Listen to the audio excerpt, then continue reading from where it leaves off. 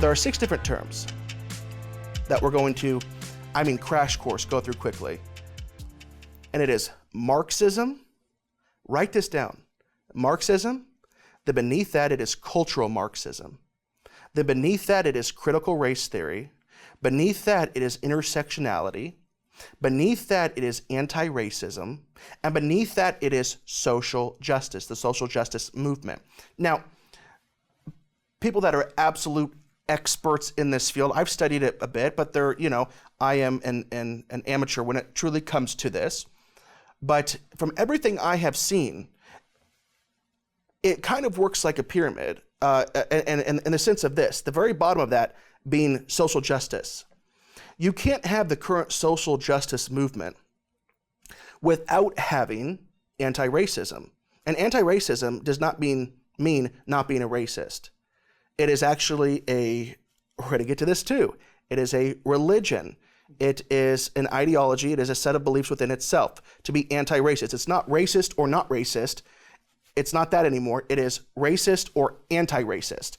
So you can't have social justice without anti-racism. You can't have anti-racism without intersectionality. You can't have intersectionality without critical race theory. You can't have critical race theory without cultural Marxism, and you can't have cultural Marxism without Marxism. So now let's go from top to bottom as a quick crash course, people. Marxism is a philosophy, starting at the top, is a philosophy. And it was given to us by Karl Marx, the father of communism.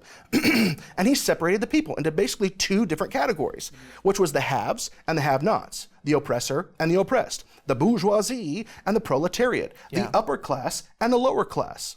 Only one category was meant for the oppressor. The haves, the oppressor, the bourgeoisie, the upper class, those were capitalists. And everybody else, the less than, the working man, the proletariat, so on and so forth, was the working man. Yeah. So there was 2 groups of people: capitalists and the working man. Yeah, it's a very bare bones philosophy. Exactly. In it, and this is just such a simplified view of it. Capitalism is the enemy, and must be destroyed and replaced with communism. Okay. So that that was Karl Marx. Well, within about 10 years of Karl Marx's death, another man was born named Antonio Gramsci, who died, I think it was in the 1930s, I think it was 1937.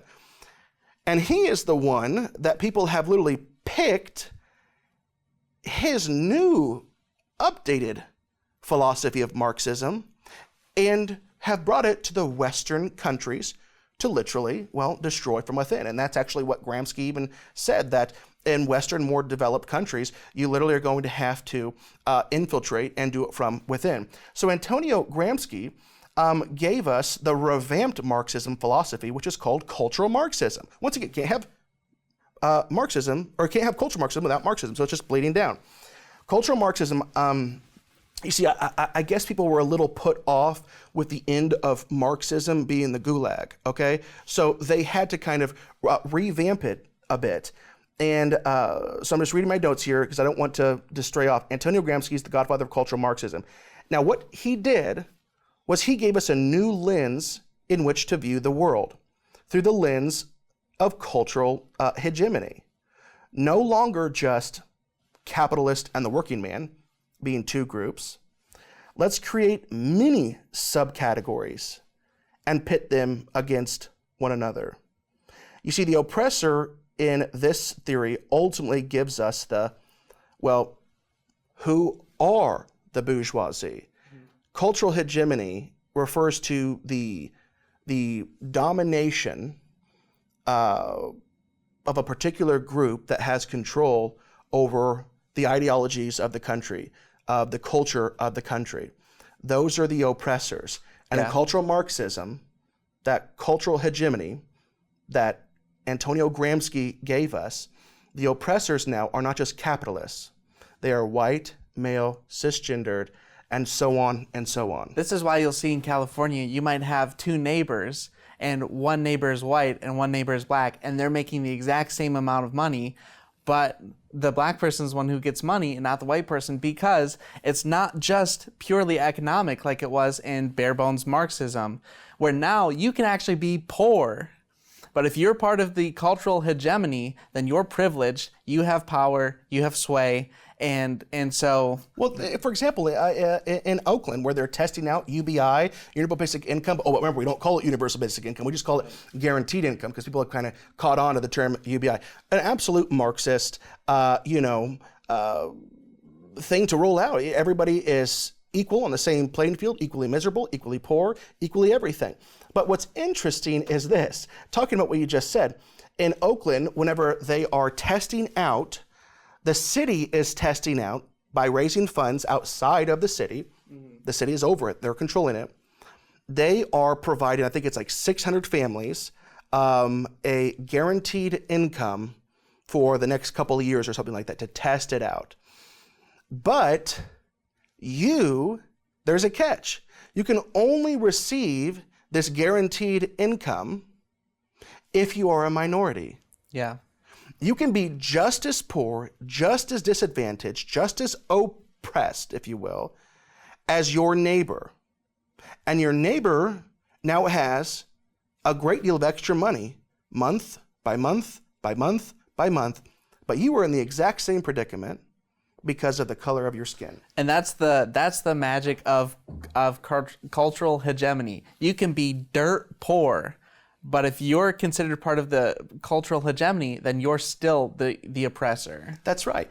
And the ultimate goal of cultural Marxism, the new revamped form of Marxism, is still the same. The ultimate goal is to they can't do it without destroying the cultural hegemony, which their goal is to destroy capitalism. Right.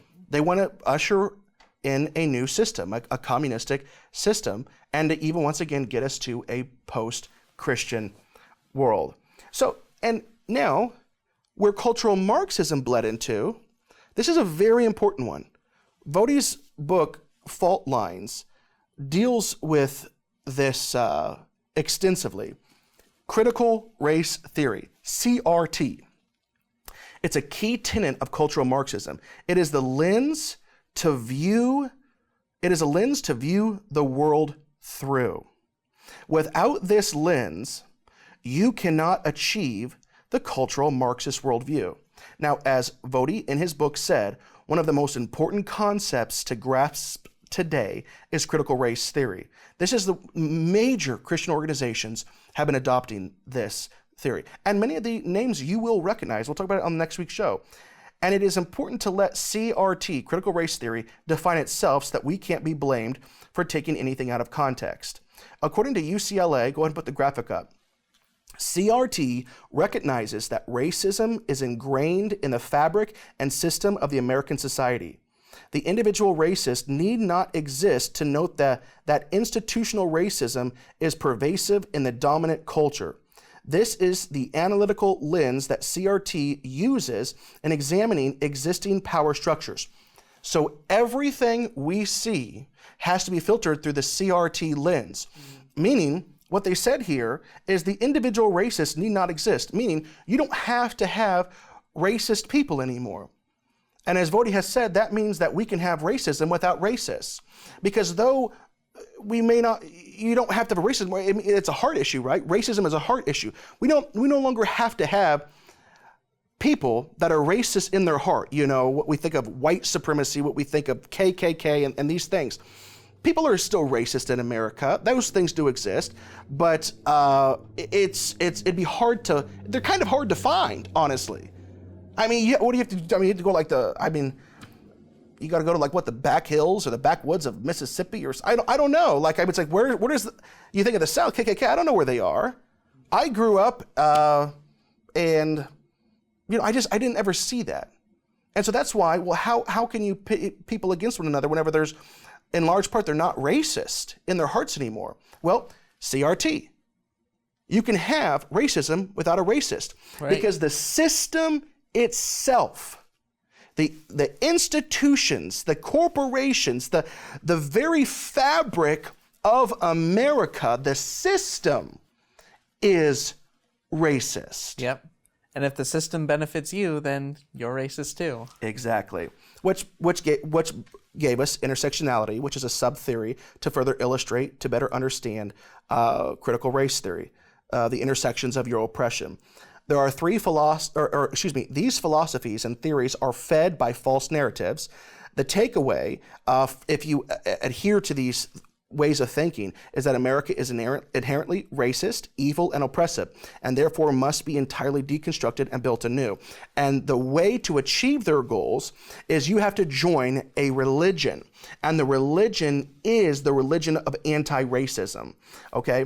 Now, and then you fight the system through social justice. So you see how I just kind of tied it all back? Christians cannot be a part of the social justice. It's social justice. The definition is nothing like the word just or justice. It is a totally separate thing. And you see, it is a part because it literally goes from Marxism to cultural Marxism, critical race theory, intersectionality. You fight it through anti-racism and the new definition of social justice, fighting the system through social justice. You cannot join the social justice fight without accepting the things above.